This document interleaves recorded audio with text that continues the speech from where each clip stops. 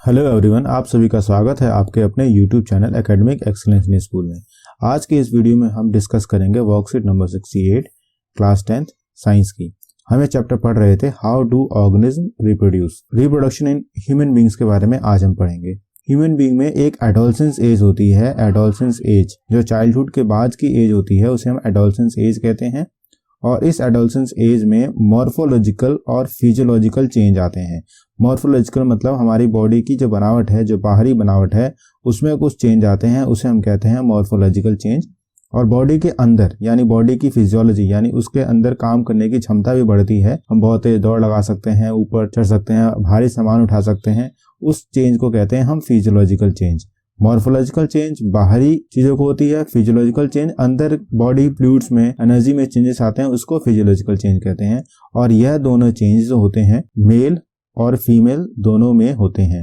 ये मेल और फीमेल में कुछ सेकेंडरी सेक्सुअल कैरेक्टर्स भी होते हैं, सेकेंडरी सेक्सुअल कैरेक्टर भी बनते हैं।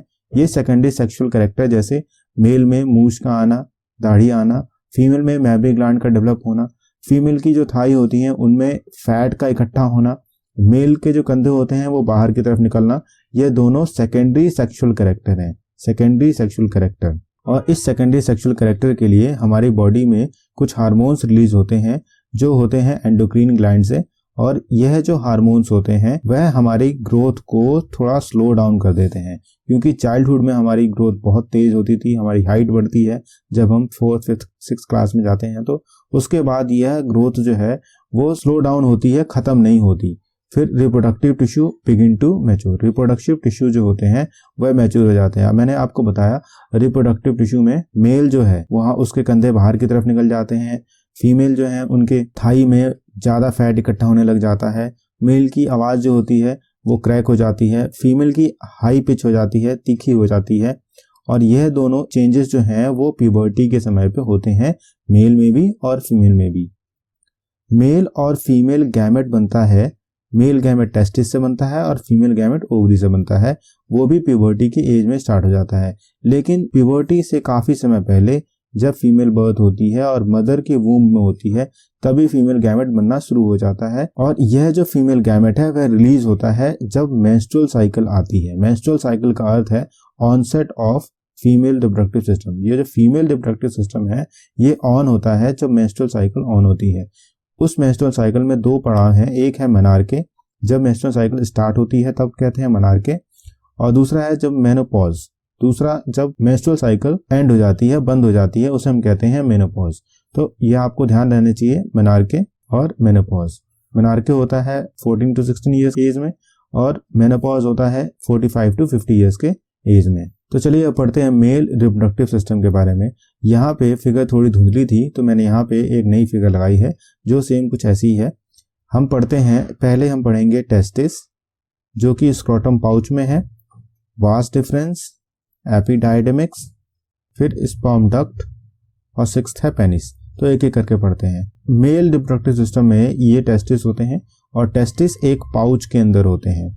यह टेस्टिस एक पाउच के अंदर बॉडी से बाहर यानी एब्डोमिनल कैविटी में एक पाउच है जिसे हम कहते हैं स्क्रोटम, उसके अंदर यह टेस्टिस प्रेजेंट होते हैं। अब ये पाउच में क्यों प्रेजेंट होते हैं? पाउच में प्रेजेंट होने से इन टेस्टिस को 2 डिग्री सेल्सियस कम टेम्परेचर मिलता है बॉडी टेम्परेचर से। बॉडी टेम्परेचर जो होता है उससे 2 डिग्री सेल्सियस कम टेम्परेचर मिलता है टेस्टिस को। और इस टेस्टिस में स्पर्म बनता है, स्पर्म प्रोड्यूस होता है, क्योंकि 2 डिग्री सेल्सियस कम टेम्परेचर चाहिए स्पर्म बनाने के लिए, इसलिए इसको पाउच में रखा गया है। टेस्टिस एक और भी काम करता है, यह टेस्टोस्टेरोन हार्मोन रिलीज करता है और टेस्टोस्टेरोन हार्मोन रिलीज करने की वजह से मेल में सेकेंडरी सेक्सुअल कैरेक्टर, मूछताछ, बियर्ड, कंधे बाहर निकलना, थोड़ी सी पसीने में स्मेल आना, यह शुरू हो जाता है। टेस्टिस से स्पर्म बन गया तो पहले जाएगा एपिडाइडेमिक्स में, फिर वास डिफरेंस, और वास डिफरेंस से यह बाहर जाएगा स्पर्म डक्ट में और पेनिस के थ्रू बाहर आ जाएगा। पेनिस एक आउटग्रोथ है मेल रिप्रोडक्टिव सिस्टम में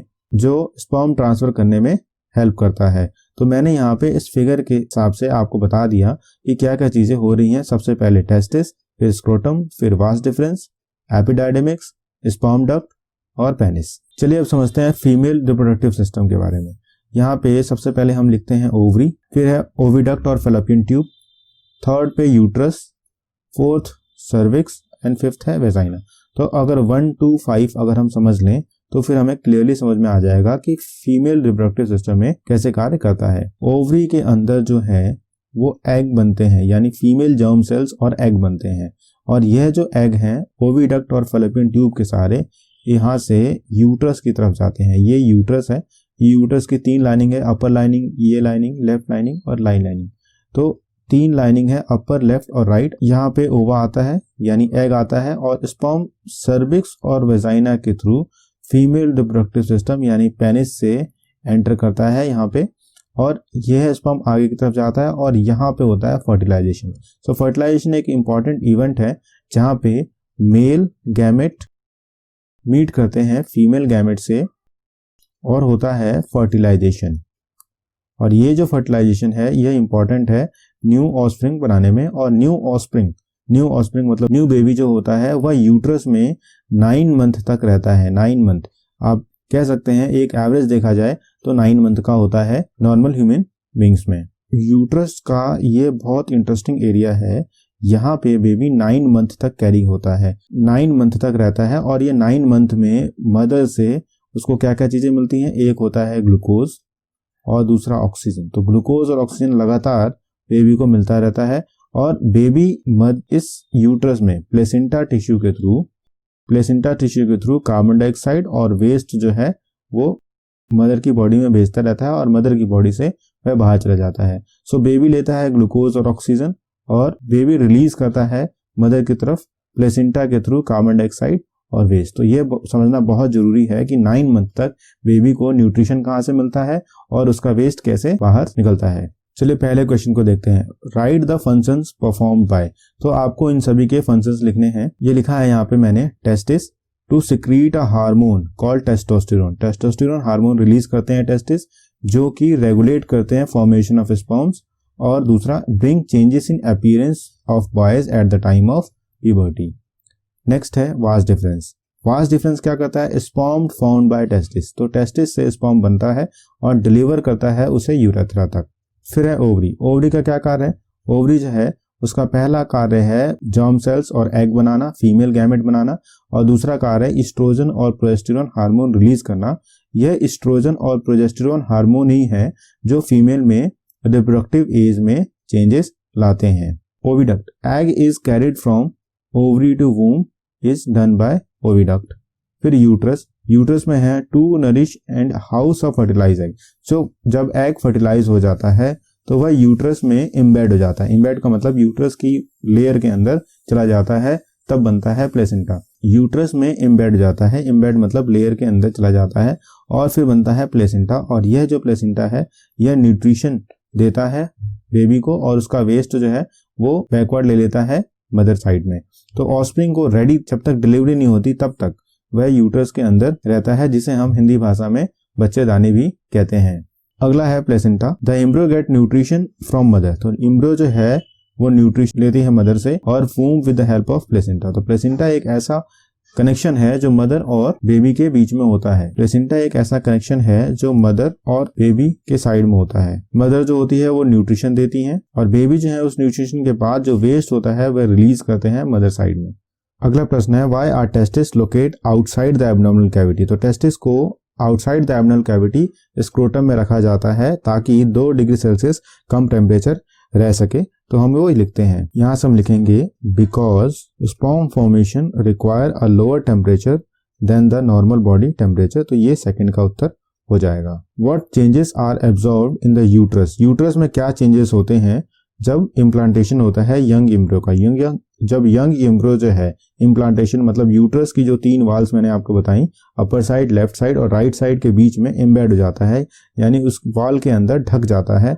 तो उसमें क्या क्या चेंजेस होते हैं, तो यहाँ से हम लिखना स्टार्ट करेंगे। The lining of the uterus thickens as is richly supplied with blood to nourish the growing embryo. तो लाइनिंग ऑफ यूट्रस जो है वह थिक होती है ताकि वह रिच सप्लाई दे सके ब्लड को और उससे वेस्ट वापस ले सके। तो यूट्रस में ये चेंज होता है, लाइनिंग जो होती है उसकी जो इनर वाल है वो चेंज हो जाती है। यह जो इनर वाल है यहाँ जो दिख रही है आपको, ये इनर वाल जो है इसमें चेंजेस आते हैं, यह मोटी हो जाती है और बेबी को यहाँ पे कैरी करने में, न्यूट्रिशन देने में हेल्प करती है।